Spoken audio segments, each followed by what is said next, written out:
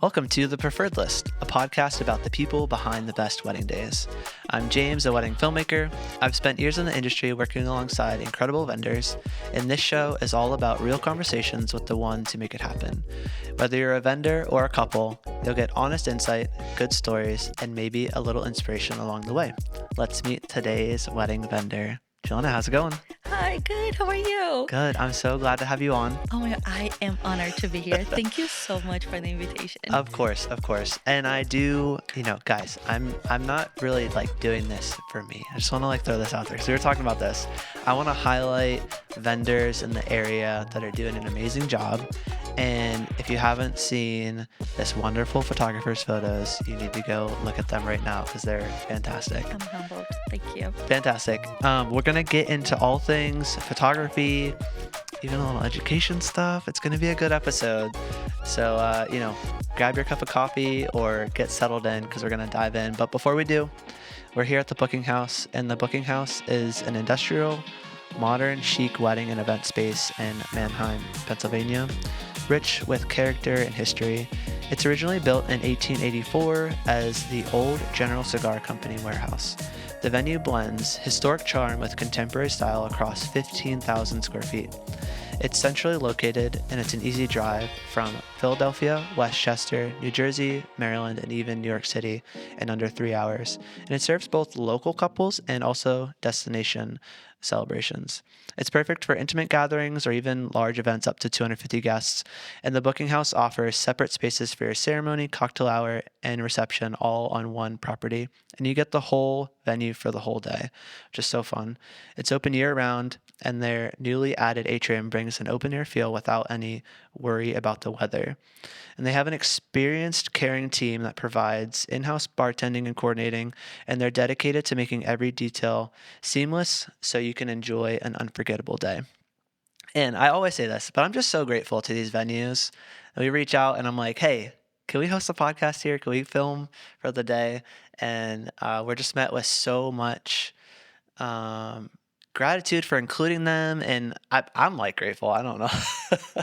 It's just so fun to be able to do this at a local venue with local vendors. It's amazing because your podcast is all about that being like a preferred vendor list. You Yeah. know what I mean? And being a vendor at these places. Yes, it's special to see, especially for me, like consuming most of your podcast with the visuals. So to see those venues are amazing. Yeah. Well, I appreciate you watching because I'm Yeah, not sure. I'm always curious, like, what type of person is like a podcast watcher and that's me. what type of person is a podcast listener because I feel like it's a personality thing. Yeah, that's me. I'm video all through. I'm a Yeah. video learner. Yeah, Well, everything and you video. told me that, and we'll get into it. Your background is so fun. But Juliana, thank you so much for being on. You run Juliana Tomlinson Photography or Photo. Photography, yes. And you have such a cool story. We'll dive into all of that.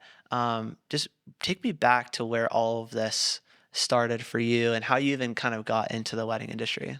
Oh, that's amazing. So if you are listening or seeing this, you probably noticed the accent. So I'm from Brazil. I was born and raised in Rio de Janeiro. So I was majoring in journalism back there, and I really wanted to go into international journalism. So I needed to improve my English. And improve, it's me being nice because I needed to learn English. So I decided to just throw myself out there, and I'm like, I am going to the United States. I'm going to do something. I want to speak English. And then I became aware of a program called Au Pair Program, which was the only one that I could barely afford. And then fast forward in 2008, I came to the United States. Just my plan was to stay here for 6 months or a year, just to learn English, go back to school, and become an international journalist. But then I was matched with the most amazing host family. Love them to pieces. They are my family, my American family. I love them as if they were like my own.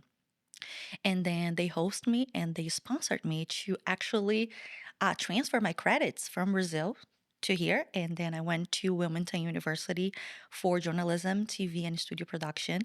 And I had one amazing professor there. I will never forget him, Carl, who saw in me much more than what I saw myself in myself.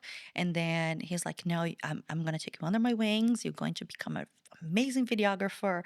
You're going to do cinema, and you're going to Just go." so this is so funny to me. I You like know, kind of teased this before we started recording, and I was like, "Wait, what?" I know. You basically went to film school in a way. I know it's crazy. And I love journalism. And as I mentioned already, everything video, I'm a video learner. I love everything. And then in Brazil, I actually hosted a radio show for young adults at a Catholic Archdiocese Catholic radio show. So I stayed there for 3 years.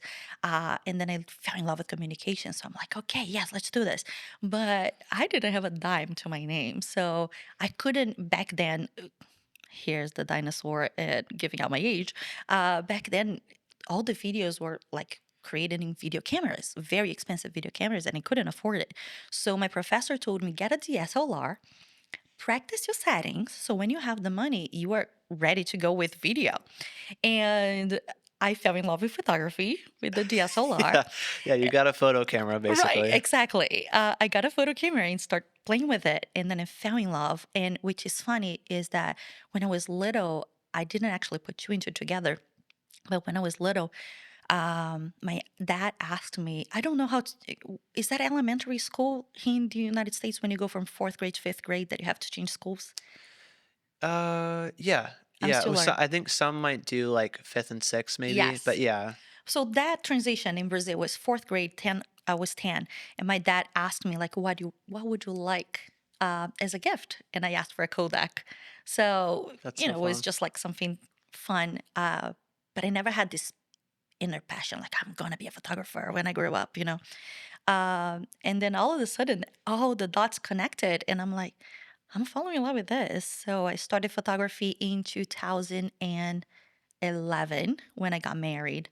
I got a DSLR and then I started taking pictures. I'm like, maybe I can make a business out of it.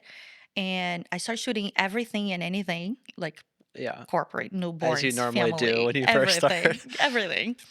And when my son was born, he's our miracle baby. We prayed for him, waited for him for over 6 years. So when we finally got pregnant, when he was born, I'm like, you know what? I'm not taking chances anymore. I want to stay at home with him. I'm just gonna do my passion. So out of everything, what I love the most is weddings. I'm just gonna go for it. So I was working for a very well-known corporation back then, which was kind of like my security blanket. Hmm. And then I'm like, you know what? God already gave me a miracle. I have to just trust him. I trust that he gave me a talent and a passion. Yeah, And I went for it. So it was 2018 when I went full time with wedding photography and never looked back. that's crazy. Yeah. 2018. Yeah. So many vendors.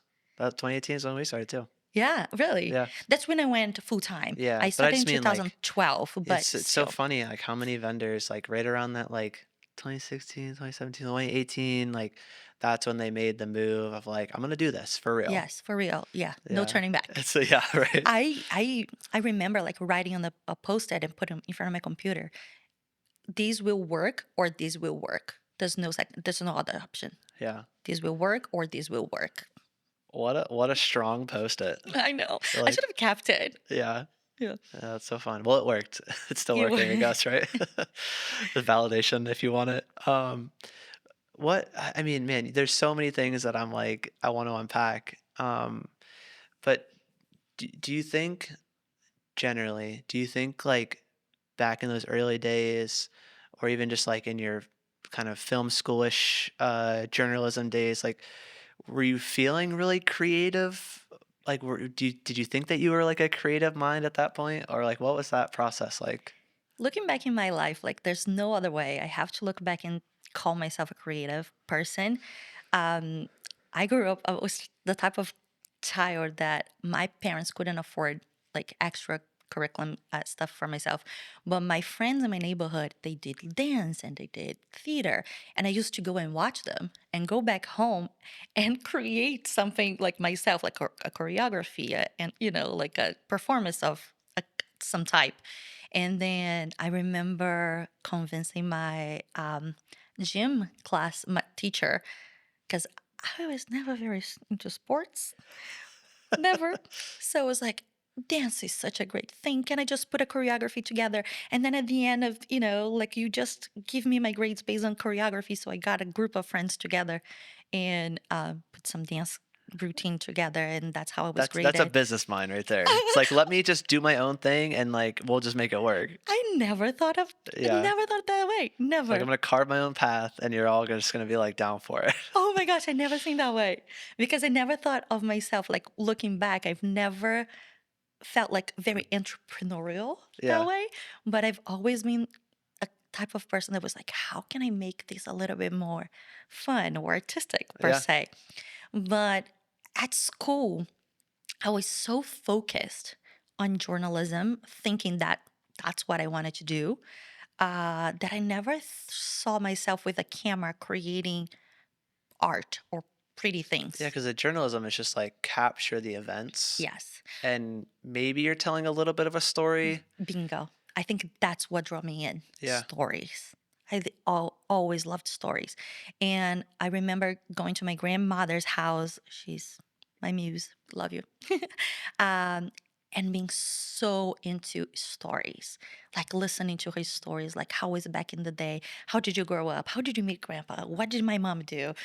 Like everything, like from slavery. Like she used to know the name of princesses. And I'm like, I love that. Tell me more. So I Yeah. think his stories were what captivated me. Yeah, that's so fun. I mean, that's what I love about wedding films is like, how can we hear from as many people as possible and fit that into the story of the day? Um, but there's what's the connection then for you from that sort of like journalism? You've always maybe kind of been a creative. You're recognizing like maybe you were a little bit entrepreneurial in the beginning stages, right? And then it's like you were always kind of drawn in by the stories. How does wedding photography fit into all that? I feel like that's when the big shift it actually came to my business was when I stopped looking at photos as the technicalities that we need. I'm not saying that you don't need, we need those technical skills, but beyond that, like it's not how can I see James in a beautiful light, but how can I see James saying yes to the love of his life? How can I create this story of grandma walking in, seeing her for the first time and bawling? Sometimes I deliver those images, they are not very technically good. Yeah. If I hand those images to another photographer, they would probably point many things that I could have done better. But to me, those stories are more important. So they carry a weight that sometimes a very well lit image will not. So I feel like this is, I don't know, maybe that has the weight of everything. Like when I start, like another passion of mine, I absolutely love human development. So I try to understand how humans behave and think and the connections and body language. Like understand how the body communicates because for you, we can listen to a voice when you create something from your work, but not from mine. Yeah. On still images, like you cannot hear that moment. You cannot You can bring feel it in some way, but like you can't it's exactly. not like a live action kind of feel. So for me, my mission with my photos are more than taking beautiful photos, which is number one. Yes, my main focus is going to make my brides and my couples look and feel amazing. But how can they, 50 years down the road, feel that connection again, feel that story again? And I feel like maybe that's where my passion for Yeah. storytelling and photography come alive, which is seeing still images through memories, through feelings, Yeah. because that's how my photos can speak 50 years down the road. At least I hope so. Yeah, yeah. Yeah, you're like, "I hope." Yeah. Yeah. We haven't hit the 50-year mark, so you still got a little bit of time. Um, what was it about wedding photo? Because it sounded like you tried everything, right? And you can make a business you can make a business out of anything right now, but you can make a business, a photo business off of any of those niches. It could be a family photographer, you could be a newborn photographer, you could do seniors, you could do professional headshots. Like there's so many different things that you could do. Sounds like you tried almost all of them. Maybe you tried Yes. all of them. Mhm. What was different about the weddings? And maybe it's a little bit of something we've kind of like hinted on a little bit with the story. But it drew you in to be like, no, I'm gonna do this. Like this is gonna be my thing. I love stories, as I mentioned, but I'm a very romantic person, like a sentimental person. And the idea of photographing somebody's legacy, there's something so special there, like how these families started. Yes, I could photograph families and show like your family now, but how did that start? So that sentiment, that feeling of being able to tell somebody's story like a family, this is the day your family started. You're talking like a videographer.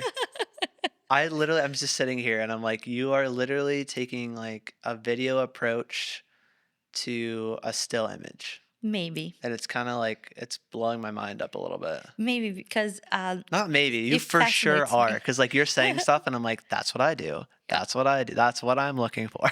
And might not surprise you that I like to introduce a lot of movement in my photos because of I'm not that. surprised Yeah. at all. I'm Yes. not surprised at all. And that's probably why I like your images so much because you can just see there's just like there's something different. And I'm not saying like if you're a photographer and you're listening and you've only posed your couples in maybe that more editorial style, big, big hard hitting image kind of vibe, totally fine. And there's couples that want that. Yeah. For me though, and it sounds like for you as well, I want the couple that's gonna have fun if I'm like, hey, run around and chase each other. Hey, run to each other and like like not pick each other up because you can't both be picked up, but just like doing like a lot of stuff where we're seeing them like interacting with each other. Yeah. Man, it's just something special about that. And maybe that's why I decided to study body language more. Once I understood that my pictures are telling a story, I need to understand how the bodies are Mm, telling that story because, again, I don't have the video, I don't have the audio, yeah, right? I have a still image. So this can say a story, this can say a story, this can tell a we story. got a lot of great. So your Yeah, body, like if I'm sitting here, you're going to pick up a story. If I'm yeah, picking here, story. Here is a story. So your body can carry that information. So understanding how humans behave and understanding how our body communicates, then I'm able to kind of like pose, quote unquote, because everybody needs direction. So I will start with a posing in mind, but then there's a movement behind there. yeah. Like kind of like instead of saying in the beginning, of course, I start with have a pose, like couldn't remember anything. And that was another problem. Like I used to blank in the middle of a session, Oh like yeah. what Like, what do pose I do comes next? next? What pose comes next? So when I understand body language, I can just kind of like guide them to be at that moment. And maybe that's why you catch so much of these connections and Yeah. movements in my photos, because then instead of saying like, okay, James, just put your nose on her temple, freeze, and then I'll take a picture. I'm gonna say, hey James, on three, I would like you to take a step towards, what's your wife's name? Christina. I'm gonna ask you to take a step towards Christina. You're just gonna hug her as tight as you can and just rub your nose right here on her temple. That gives me the same quote unquote pose, but I don't have you stiff like this. Yeah. I'm gonna have you kind of like It's like the moving into natural, it. yeah. Yeah. And then we get all that, which is so fun. Exactly. Exactly. I'm always a huge fan, and maybe you could speak into this a little bit. I don't know when this is going out, but we just posted a short about this. I'm curious your take on it though. It's like I love when we work with photographers that are able to direct in a way that's like almost removing the creative from like the moment that's happening. So the moment can just play out in all these different ways. We can have all this different motion and stuff. And I'm totally fine with a post photo. It's totally fine.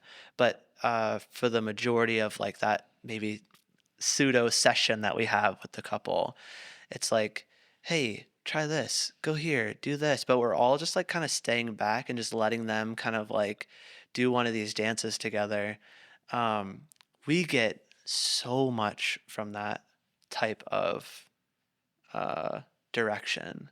And I'm guessing that you are kind of in that same realm too, Yes and no. I believe that there's a moment for both, for sure. especially with me kind of like most of the weddings, I have to lead the couple into something.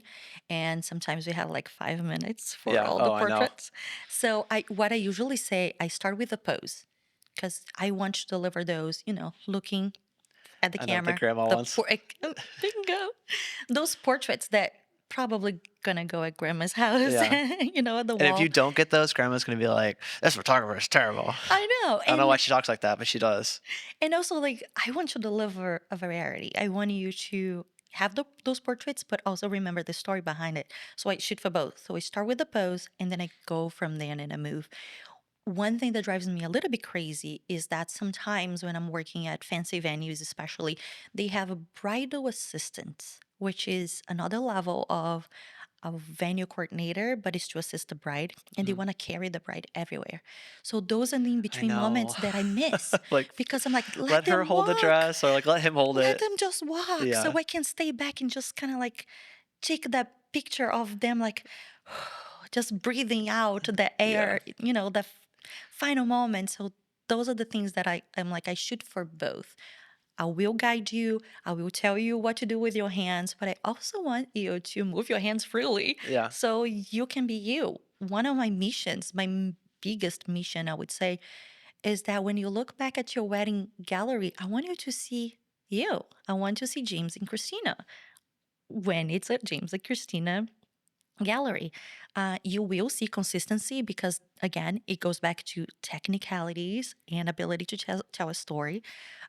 So you're going to see consistency, and I encourage every couple out there to ask for galleries, look for those galleries, know exactly what to expect, but expect to see you when you look back, not a version of you. If I'm again, if this is what you want, find a photographer that will do that type of work. But if you want to see you 50 years down the road, how you were looking when you were 20, 30s, or whatever, it's important for you to not be overly posed or overly moved, Yeah. just to be yourself. Yeah. No, and I think, they might not understand it completely as a couple who's maybe listening, like, "That all sounds nice, but I don't know if I really, like, it really makes sense." But I think down the road is when it will make sense. Like, Yes. it might not right now, but, like, down the road and you're, like, looking back, you're like, "Oh, I remember how that moment felt." Just the same as, like, I would want our couples to feel the same from their videos, like, remembering the feeling, the emotion, and all of that stuff that comes And with it. that answers the question that you asked me, why weddings? And that's why I want you to 50 years down the road or whenever a hard moment arrives, because hard moments in your married life will arise. I want you to look back and remember how happy you were, how your face was, how your, you know, fat felt. Something like today we don't want to see those things, but when your face is wrinkled and the fat's no longer there, you will want to remember that. So yes, we all want to look our best on our wedding photos, and I am here for it. That's the reason why I go beyond just posing. I go, and study body language, but I want you to remember you as you, and that's the reason why I chose wedding photography. Um, I want people to look back in those photos and be the strength of their relationship, like how in love we were on that day. That's the day that, you know, we saw so and so for the last time because we know how many times this happens. Like weddings have this power to gather families that you don't see often. And oftentimes it's going to be the last time you see somebody, and having those photos, like being able to provide families those photos mean the world to me. Yeah. Yeah. I mean, it takes, like, a little bit of a more heartfelt approach to what might be, like, a formality in family photos even, just something like that, something as Yeah. simple as that. I'm curious, over the course of your career, even, like, before the, like, full-timeness of your photo business, how has your style maybe changed over the years? How has your approach Maybe it changed over the years? Many, many things. Many, many things changed. I always wanted to be a light and airy was something that attracted me from the get-go. But it was one of those like not as many with colors, but with how much light I let in.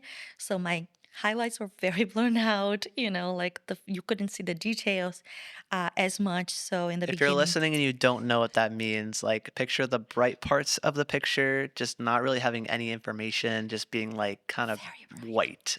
Exactly. Yeah. And that to me was it. Yeah. Like I never was because I remember having a period of time that light and airy could also be that your greens were kind of like grays. I never liked that approach. But colors to me was always like I want my colors to the greens to be greens, but the blacks were not always black, let's say it that way. And then as I was evolving and I was studying more and trying to break into a different market, obviously to start charging more and start, going to that full time and see growth, I start analyzing photos. Like, what does Rebecca Yale, I don't know, Katie Mary, Jose Villa's images have in common? And I saw like all of them, like, oh, their highlights are actually in place, like they are not blowing out, the details. So I start paying more attention into those technical things because art can be very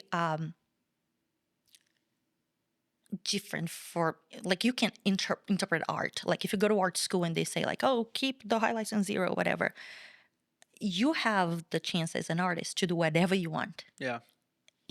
This is art and I'm okay with that. So that was my excuse back then. Like, no, this is my art. I want to be this way. It's going to stay that way. Yeah. This is how I do it. But then I'm like, if I want to grow on this path, I need to change a few things here. So I changed a little bit about, I feel like the baseline of my work has never changed drastically, but I became a little bit more okay, if this room has lots of reds, it's going to reflect reds, and I have to be okay with that. I have to minimize, because I studied the technical parts of it to give my brides, an even skin tone. But she chose this room for a reason, so I'm gonna go ahead and incorporate that into her photos because Yeah. then it goes back to the storytelling. Like, Yeah. how was the day actually? Actually, yeah, I Yes. love that. Yeah, so I feel like this is the main part when it comes to the technical part of my work. Yeah. So if there's a photographer that's listening that's maybe like back in that 2011, 2012 view where you're like just kind of getting your footing, kind of figuring stuff out, how you want to do things, what would be your best advice for them to get started, figure out where they fit in kind of the market and style kind of way, um, or maybe even just like general advice for like that newer photographer that's out there? Just a start. Period. Mic drop. I'm out of here.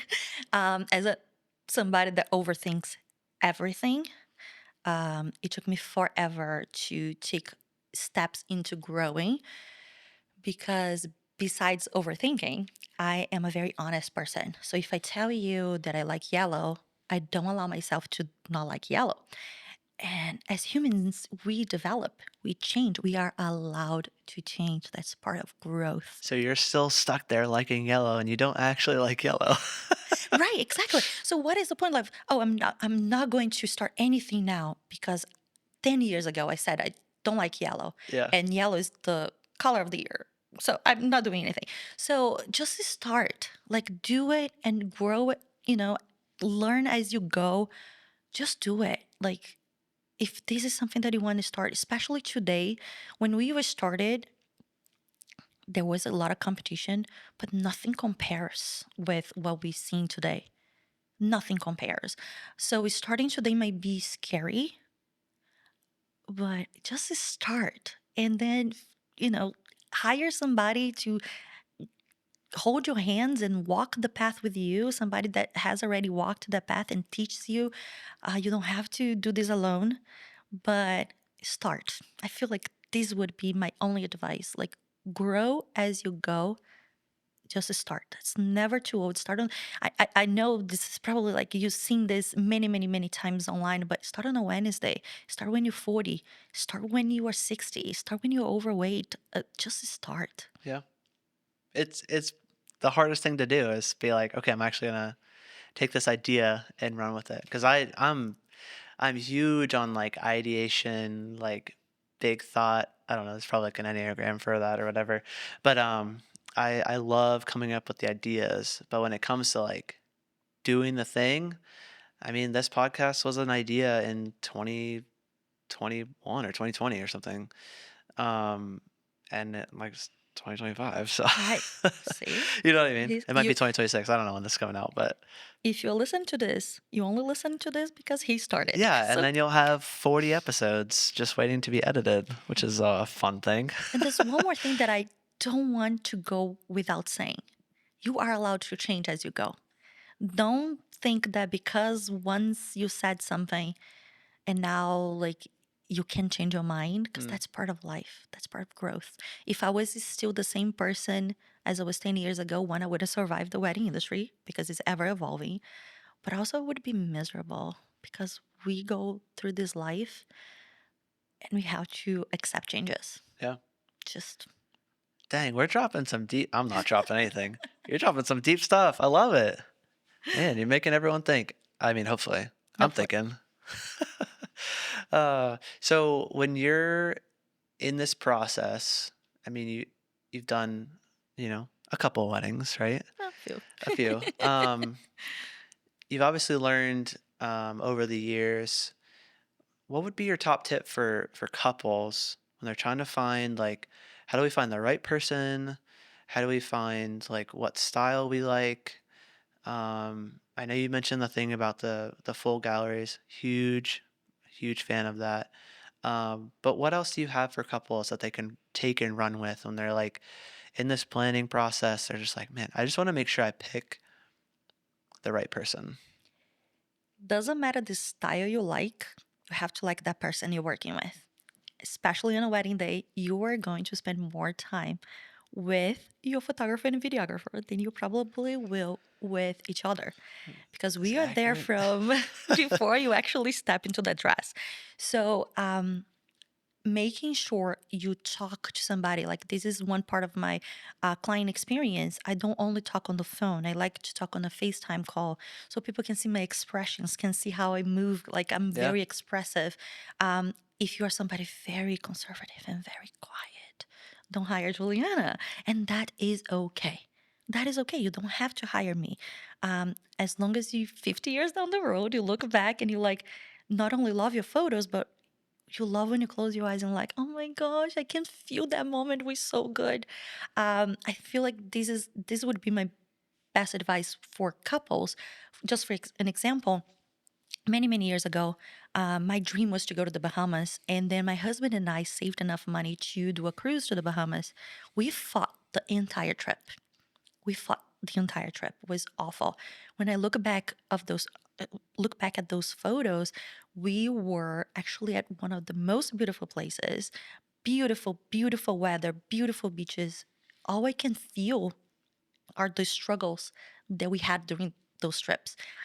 That during that trip, I don't want that to be what it's left for you on your wedding day. Like closing your eyes, and I say this jokingly to pretty much everybody who inquires with me. Like I don't want you to look back at your photos and be like, "Oh, that annoying photographer that was following me the whole day." I Yeah. want you to be like, "Oh my god, my day was so amazing. I had fun with my girls. Look at this photo of me looking at Luke or whatever." And I don't want to be reminded, I don't want to be somebody's memory, like a bad memory. So Yeah. for that to happen, you need to connect more than a, f- a style because your style is going to be probably ever evolving. The only tip I would give to you when it comes to style is thinking in the future because right now, maybe you love all the trendy things, but will your house of 30 years, 10 years from now, would you be proud to put those photos at your wall? Would that fit your house? Yeah. Would Those are the things that I like thinking. Yeah, the longevity. I do really appreciate the like legacy mindset that you have on it, Yeah. because it's way more than just like that initial viewing. There's gonna be excitement on that. Like when you first look at your wedding photos, I remember like we get ours back just from family photos, and it's like, oh, I wonder how they turned out, you know? But it's like later on down the road, are you still like, if it's your phone background, like, gosh, I love that photo. I Yeah. love that moment. I can remember, like you said, I can remember how it felt when we were in that moment. Um, I, I'd almost think that that mindset is like the story component. Because even I'm sitting here thinking, like, in real time, in actual real time, like right now, I'm like, are couples thinking that way about their photos, or are they just looking at it as a still? Do you know what I mean? Like, are they going back and saying like as they're looking at the photo, like I remember how I felt and what we were doing and like the prompt and the pose and the moment and what he whispered in my ear when I started laughing and giggling and then we chased each other and like whatever. I'm like, do you think they're like thinking that way? Maybe not when I immediately deliver the gallery, Yeah. because sometimes, like, when I look a photo of myself, I'm like, oh my God, I have double chin. But when I look at my double chin from 10 years ago, it's a different story for me. It was like, oh my gosh, 10 years ago, I was struggling to have my son. My body looked different for a reason, and I don't Yeah. care as much anymore. So I really hope that, yes, I can give you the best of both worlds. I want you to open your gallery and be like, oh my gosh, I look so cute. Oh, I look amazing as a bride. But my main goal is for you to look back again, 10, 15, whatever, how many years down the road, and don't worry much about your double chin or your dress or whatever, but the things that he said to you to make you laugh on that day. Yeah. And that's why, to me, it's so important to catch those moments. And back to my teaching roots, which I love teaching other photographers too, there's a trend right now, a movement in the wedding industry that is becoming popular to turn weddings into Vogue shoot magazines. And I believe that there's a time for both. Like, talk to your couple, what is the direction, what do they want from there, what is the style that you want. But I don't tend to come to wedding days and turn that into photo shoots. I believe that as an artist, I need an outlet. And that's why I pay to go to content creation days. I pay to go to style shoots and do that artistically. And then if I want to do, I can ask the model to jump from the chandeliers if I want to, That'd be which is not impressive. my case. But Yeah. you know what I mean. On the wedding day, my focus is not on growing my portfolio. On that wedding day, my focus is to tell the couple's story. I think we need a round of applause, everyone in the audience. There's no one here. It's just us. No, but it's so true because it's like you could take any of those moments and think in real time, like, man, this is going to be a portfolio piece. But it's like, okay, but is that serving the couple? Or is it just you being like selfish in a way? I think there's a space for both, like, Yeah. especially for people who are starting today. Those weddings are what's going to give you portfolio for your next wedding and then the next wedding. And one thing that I teach my students during inside of Elevate, my coaching program for photographers, is that at every wedding you have to walk away with at least 5 images that will serve your next client. Meaning, that's not for that particular couple, but your next couple. That's how you grow, right? Because that's what you have right now and you're going to multiply. But you can never do a disservice for that couple or those vendors or whoever trusted you and paid you money to be there in order to serve the next couple that it's not your client just yet. Yeah. So you have to be able to do both. Yes, you can grow, you can create strategies for growth, which is a must if you want to stay in this industry, but never at the expense of the client that you're serving on that day. Yeah. I mean, yeah, that's great advice. We can't have the current client, set at a lower pedestal than the potential next one. Because I think the one that we have in front of us, we need to do everything we can to serve them to the best of our abilities. But I'm curious if you could unpack, like we were talking a little bit before we started recording about this idea of like high end luxury, like what does it mean? What is it? What it's not? Like even just a little bit of your thoughts on it too, kind of not loving that like luxury word, but it's still a thing that so many people are kind of throwing out there. The reason why I don't love the word luxury is that I believe that everything that is a non necessity is a luxury for somebody. For example, for somebody who doesn't have ways to buy food, going to Walmart might be a luxury. For some people, going to Chanel, it's a luxury. But that's the reason why I don't like the word luxury because we are always luxury for somebody. And maybe that's because my heart is so much in serving people Mm, that I believe that serving is the luxury part. So, and also like the word luxury became, I don't know, so popular in the wedding industry that it's hard to define what luxury is. yeah. What is luxury? How much you charge? How And you that's when we were serve? talking about it, my initial response, if you had to ask me like what does it mean? I'd be like, well, you're charging X amount and whatever X, I don't know what X amount is, which is probably your point, but it is that like X amount is some form of luxury, high end, um, service based business pricing. I believe that you become a luxury vendor when you serve at a luxury service, like in a service in a way. So that's where luxury comes to me. Not how many flowers you have in the room, but how you treat that client, how that client is going to talk about you when you are not in that room. Yeah. How did you make them feel? If they feel their best version, I'm luxury. That's why, Well, like, and for to me, it's different. to your point though, like there, if someone is charging $2,500 for a wedding video, I don't know what's in it, what it includes, what it doesn't, but $2,500 wedding video. To your point, that could be luxury to somebody. Yep. Just the same as someone who charges $12,500 for a wedding video could be the same exact video, but that's, a drop in the bucket for whatever that wedding. Or you could Um, be the most expensive vendor on that entire wedding because somebody, like I had clients like that, like you are my non-negotiable and my price is high and they saved for me. But then when I walked into the room, they didn't have as many decorations, they didn't have many flowers, they didn't have many things because they wanted me. Tell me that's not luxury. yeah, It was their luxury. So I am somebody's luxury. And that's the reason why I have such a hard time when it comes to the word luxury.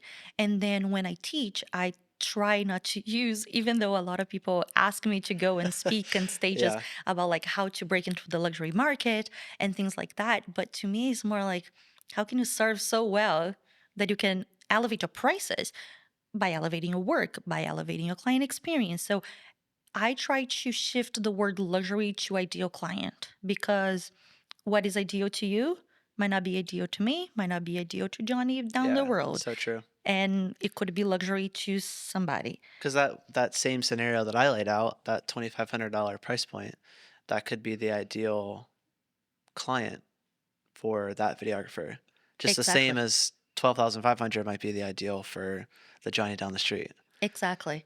As if $3,000 sometimes is the ideal for somebody else. So that's my pet peeve when it comes to the Yeah. word luxury. So what does it mean to elevate your service, your photography, your care of the client? I mean, there's so many different ways you could like take it, but what does it mean to elevate? So when I'm talking about elevating my portfolio, for example, because yes, to grow, I need to go from point A to B. So I have to have a trajectory, right? And how can I do that? I can do that with my portfolio. So let's say again, I come to that wedding that I initially charged, I don't know, $3,000. And that wedding doesn't have as many flowers, doesn't have as many decorations, many interesting points. And when I say interesting, it's kind of like to my next level client, for example. so I can charge more? How can I make that amazing so my next client can be attracted to my images, but my current client still loves it? One simple example for that I can give you: some weddings that have a higher budget, they may have flowers at the bar, they have drink menus, they have like specific things that a lower budget wedding don't have. But if they have one flower arrangement that I can move around, I Hmm. can elevate my own photos. So here's my thing: I will take the photo as the room was, because again, my point, storytelling, Yeah. how did they chose, why they chose the way it is. But for my next my next dream clients, my 5 photos that I have to take for my next marketing piece, I grab that one maybe flower arrangement in the room, go to that bar, ask for the drink. They don't have a menu, that's fine. But I photograph the drink in a beautiful way against that flower arrangement that elevates my images to my next client. But I did not do a disservice for my current one. Yeah. Must to the opposite. Now they have images that are like, I photographed, for example, I photographed a wedding at a fire hall in 2012, I want to say. If you see the full gallery, you're going to be like, whoa.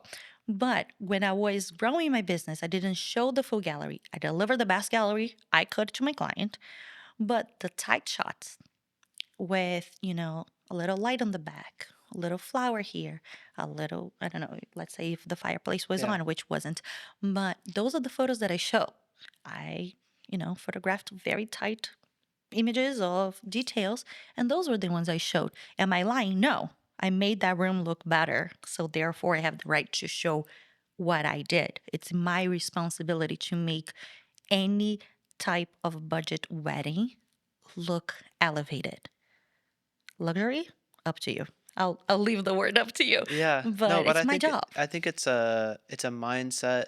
It's a really solid business mindset. Even just on that like 3,000 foot view of like, here's my wedding vendor business. There's going to be hundreds of ways that you can elevate. Hmm. You can elevate the systems that you have. You can elevate the editing process that you do if you're a creative like us. Hmm. Um, but it seems like you're balancing delicately. You're balancing this idea of like, how can I serve this current couple the best that I can, while also making sure that if it's not the like ideal space, not that the couple isn't amazing, but you're giving yourself a chance to see like, okay, if I just kind of like angle this way a little bit, I get rid of maybe a little bit of clutter that's in the corner, and I'm Yes. able to see like, okay, my next potential client would see what I can do with this image. Yes. And another thing that people don't think is that when you are working at a wedding, your bride and groom are the ones who paid the bill. But if you shift your mindset to treat the other vendors in the room as if they were your clients per se, Hmm. and serve them in the same way, your wedding business is going to grow. I'm talking, of course, through the lens of a photographer, but if you are a DJ, and then the way you can serve a photographer is that never announce the bride and groom without the team in the room. Yeah. Next time I have a bride and groom asking for a referral, guess who I'm going to pass the name along. So I try to serve my planners, for example. Sometimes, like especially in the beginning, I didn't work with design planners, with more like venue coordinators or something like that. I never treated them less than. They put the work. I walk into a room and I ask, how can I serve you today? Is there anything that the venue needs to, photographs of? How do you want me to photograph this table in a certain way? They got blown away because apparently many people don't ask them. And Yeah. for me, it's kind of like, Might as well.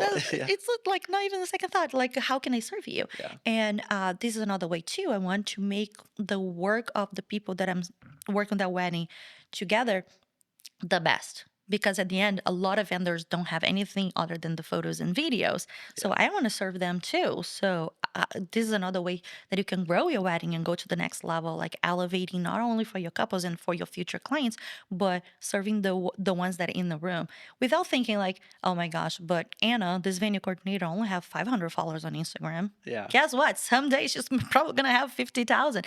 Grow together, serve together, like holding hands and grow together. So in the context of, you're an artist, like you're creative at heart, but you're also in some ways business savvy, entrepreneurial spirit that you have. I'm just curious, like in that context of elevating our business, how are you managing kind of that artist side and that business side? I think when I look, everything like for photography comes to your art. Your art is your business. So a way for me comes again to like paying attention to exit signs behind a subject, things like that is going to elevate my images. But then when it comes to the business, that is completely intertwined because in order for me to grow, I have to sell my art. This is what I sell. But I cannot heavily only look into how to make better images if my systems are not in place. If when somebody inquires with me because they saw my beautiful work on Instagram, highly curated, and they don't hear back from me for a week, Yeah. or my emails are all template that they feel like, oh my gosh, AI replied this. You can even see the long dashes, I know. right? Oh my gosh, those long dashes. That's like yeah. Don't So send an email with a long dash. exactly, and goes back to luxury. This is luxury to me, like taking last wedding so I can reply to an email. Um, I'm not gonna lie and say that I don't have systems in place. I do have kind of like a skeleton of a first response, but I'm gonna take time to read that inquiry, and I'm gonna make that personal. I'm gonna take the time to go into a phone call with that person, understand those needs, those wants, and see if I'm the one for them, and say Yeah. no if I need to. And then that's how I grow my business. Like not forgetting that I'm selling my art, but I have to have a business to survive. And if I want to charge what I charge, I have to deliver more than pretty images. It Yeah. has to be an overall experience at the end of the day. And Yeah, for sure. And I would say let AI take care of the like formality stuff. yes. Like you don't need to have like if it can fill out the person's name and then you can go in and pull the stuff that's personal to Or that you can send inquiry. like an immediate response, like, thank you for replying, all, pre filled. I'll be in touch in whatever many hours you need to actually sit down. I'm not against AI. I love AI. My life changed Do you after use it AI. for editing? I do not use for editing. This is one thing that I went back and forth. This is another thing that changed a lot in my business. I Yeah. used to have an editor, um, and just added the anchors, sent to my editor, Yep. come back, and then I retouched everything. And then I worked. Anchors being like maybe explain that for Oh yeah, someone sure, who's not sure. absolutely. So I would add it. Let's say you want to deliver a gallery of 1,000 images. I would go in and add it 200. Like if the lights change, the location changed, or something changed, I would add it one of those. So my editor would go back into my gallery and kind of like added those images based on that anchor. So that's what I mean by anchoring those images to make the work of the editor easier in that way.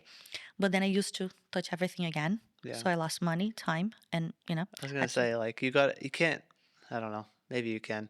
I don't think I could ever like send anything out without like going back in. And that's a good reason why is because of the artist in me. So I understood that I do want to outsource. I want to make my life easier. At the end of the day, I have to think as a CEO as a company. Well, yeah, yeah. Even as a But creative, like there's only so many ways that you can scale and grow a business. yes, because at the end of the day, I'm selling my art. So my art needs to have my touch. And once I understood that, Yeah. I was able to outsource other things like somebody to clean my house, like somebody to do something else.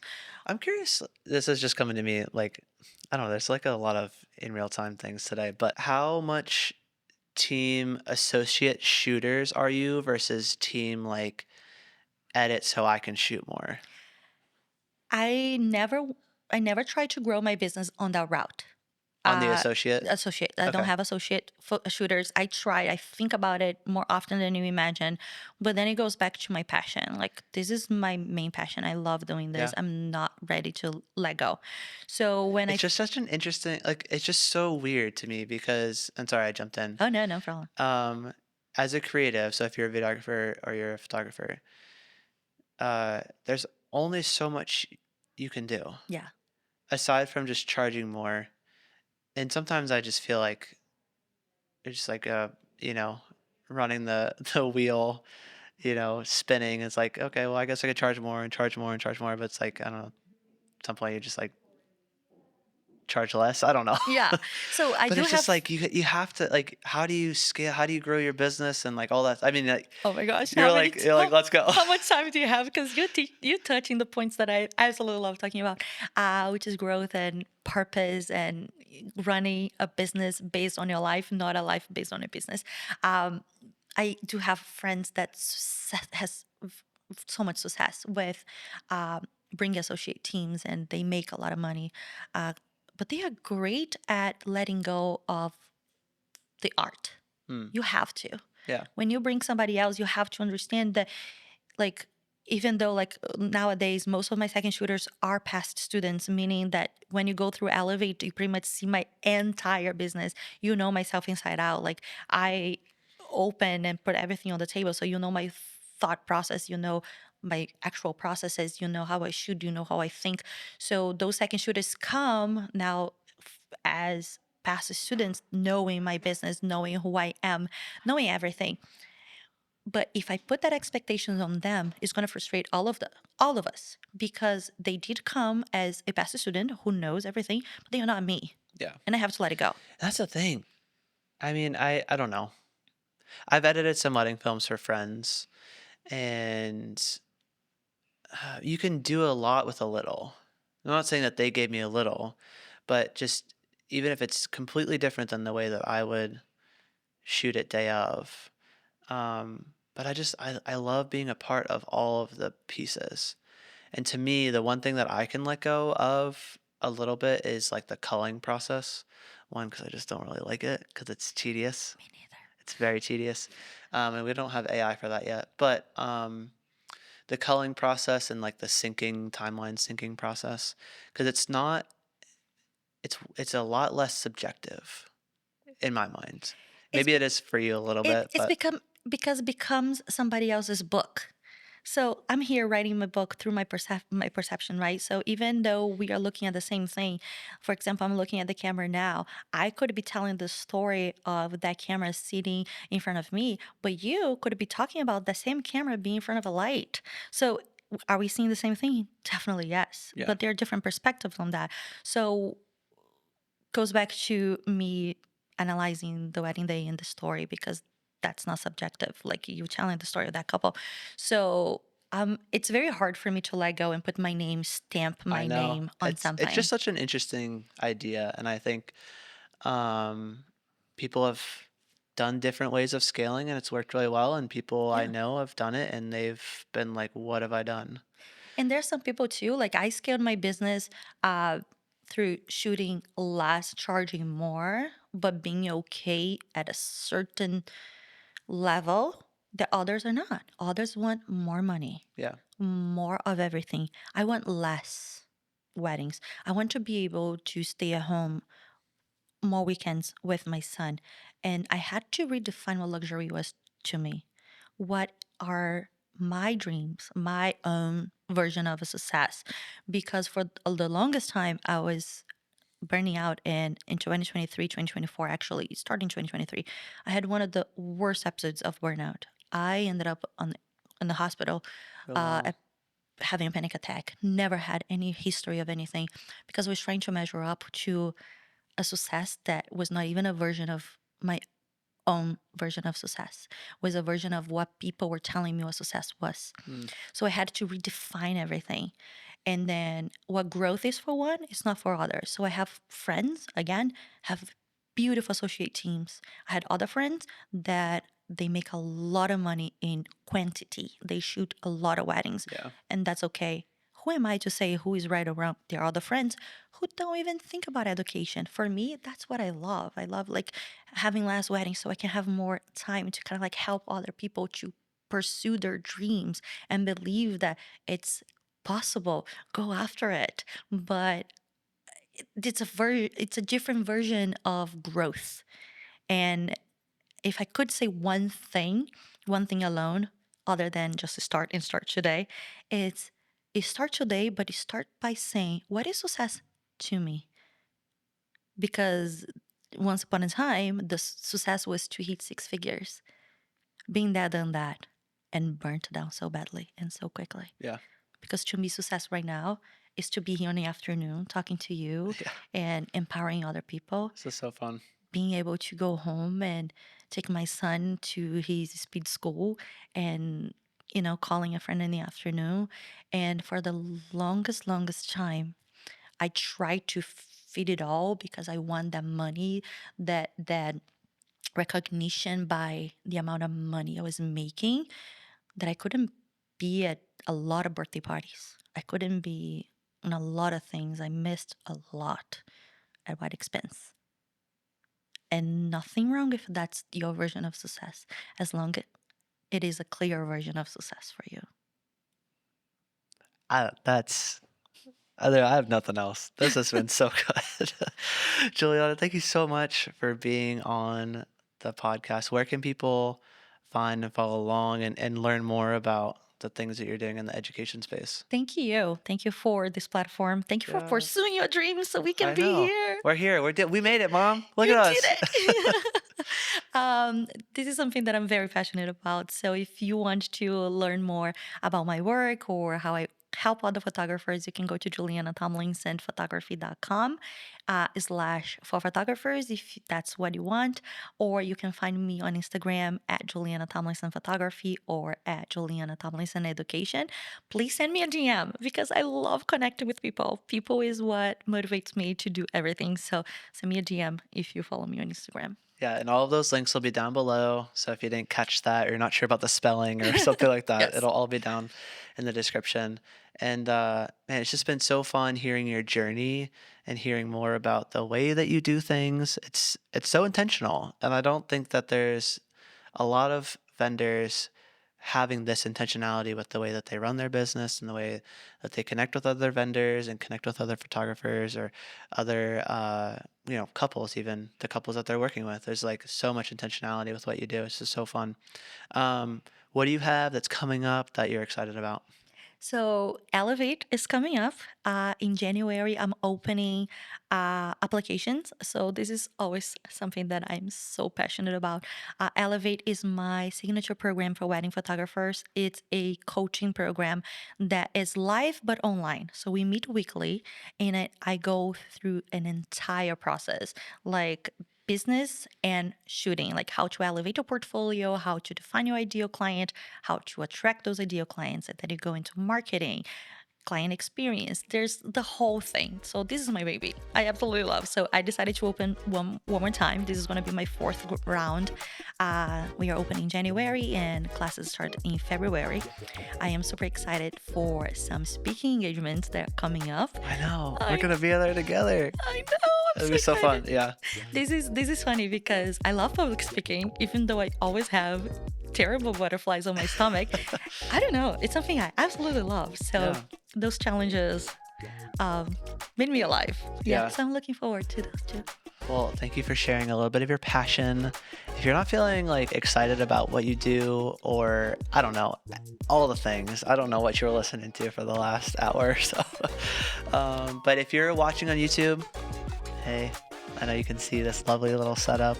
I appreciate you watching. If you could subscribe, hit that notification bell just so you see and you're aware of the new episodes that are coming out. And when you find one that you love, you can send it to your friends. If you want to drop a comment down below, if you have a question for me or a question for Juliana, and you want to just like start a conversation, I'll be there if you want to do that. If you're listening on podcasting things, Hey, how's it going? Hope you're having a good day, enjoying your run or your walk or your drive or whatever you're doing. I appreciate you listening all the way till the end. You know, it'd be really, really, really amazing if you could leave us a review. Just let us know how you're liking the show, what you like about it, what you've been learning from all of the guests that we've been having on. That would be incredibly helpful. And share it with all of your friends. That would be cool too. But anyways, that is all for this episode. We'll catch you next time on the preferred list. Thank you so much for having me. Of course. Appreciate it.